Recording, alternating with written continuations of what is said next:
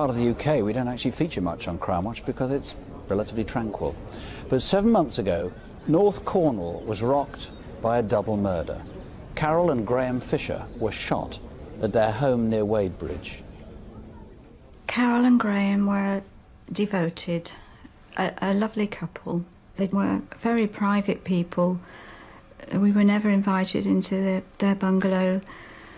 I think they were just really happy in their own company and just happy together.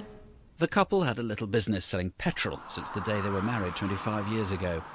Stuart Newbury is leading the investigation.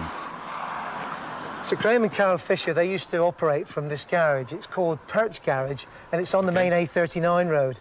And the nearest town is Wadebridge, which is about a mile that direction, and the Royal Cornwall Showground. And then in the other direction, we are off to Newquay.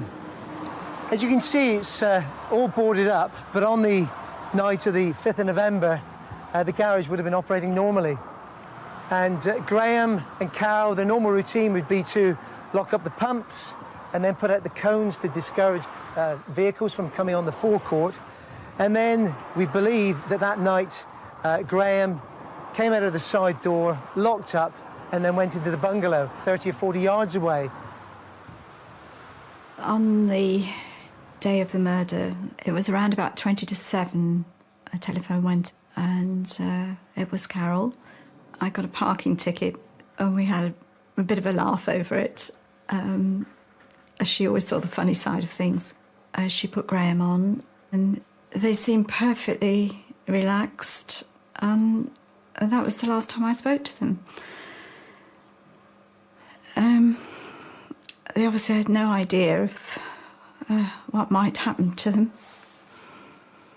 Police in Cornwall are investigating a double murder after husband and wife were found shot dead at the garage they ran near Wadebridge. Post-mortem examinations are being carried out on the bodies of Carol and Graham Fisher.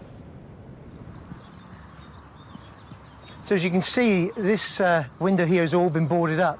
This was actually smashed by one of the perpetrators during the attack, and a planter was pushed through. This was full of earth, and it ended up on the sofa inside the lounge.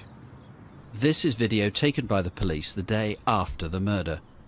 They've released it tonight for the first time, in the hope that it might prompt someone's conscience.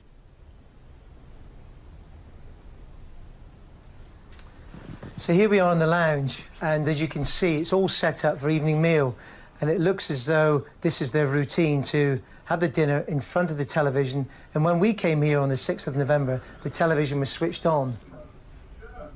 It looks as though the gunman broke the glass in the kitchen door and first shot Graham. We think that Carol probably came across to tend to him, and she was struck on the head, but she managed to get up and go into the lounge. Over here we've got the telephone where we think that Carol actually tried to make a 999 call. She misdialed, unfortunately, and when she replaced the receiver, it looks as though she was shot. She was shot in the left hand, but she managed to get out of this room to go to another part of the bungalow. In this cupboard in the hallway, there's a safe, and we found the safe door open with a key in the door, and the papers from the safe were strewn across the floor here. Also in the safe, there was about £2,000, quite evident but untouched. Carol was running for her life, but as she made her way to the porch door, she was shot in the back. Even so, she managed to stagger towards the main road. This is where Carol was found. It looks as though she'd come along this path and probably stumbled and fallen, and she'd actually been shot here in the neck by the gunman. And not content with that, she's been battered around the head by some heavy object. And that was the same fate that Graham suffered. They actually both died of severe head injuries. It's just dreadful, horrendous. I still really can't believe it. I can certainly hear their voices still, and particularly Carol. She had such an infectious laugh. It was such a dreadful crime. We just have to catch these people. Well, here's Stuart Newbury in the studio now. It's almost a cliche to say a community is rocked by a murder, but in this case, 7 months on, the whole area is still sort of still in shock about It this. really did shock Cornwall. The brutality involved in this case is horrified everyone. And we're so careful on Crimewatch when we can be to try and reassure people, because we focus so many crimes into this single hour. Actually, the level of brutality, the callousness of this is actually very frightening. These men are still at large. They not only shot them again and again, they went on and battered them and battered them. Sure, it was almost overkill. So we've got people who are, you know, almost psychopathic in the way that they behave. Family or friends, if they've got an idea who they are, presumably won't want to be living with someone like that. You never know. Well, what I'm hoping is that the sort of people we'll reach tonight may have information which directly leads us to the offenders. I'm convinced that whoever's responsible must have confided in somebody talking about planning to do this sort of thing, and indeed after the crimes were committed, probably somebody else knows something about this crime, and I'm appealing for that type of individual to come forward. It's absolutely essential we catch these people.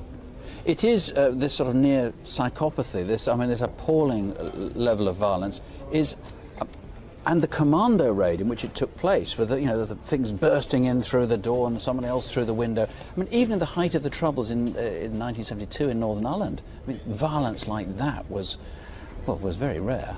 It's hard to imagine what Mr. and Mrs. Fisher endured that night.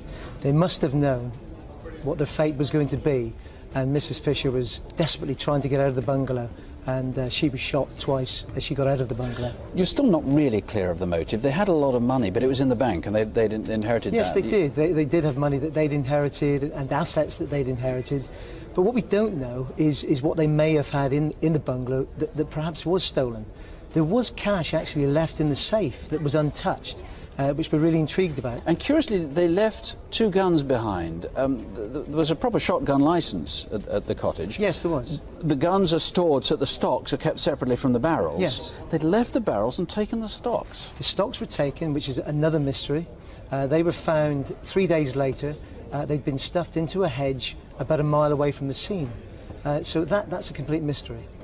And very, very hard to explain why anybody would do that. There is a reward on this for £10,000, but the main thing is to try and catch these people before they do something like this again. It's a very, very unusual crime anywhere in the United Kingdom, let alone in Cornwall.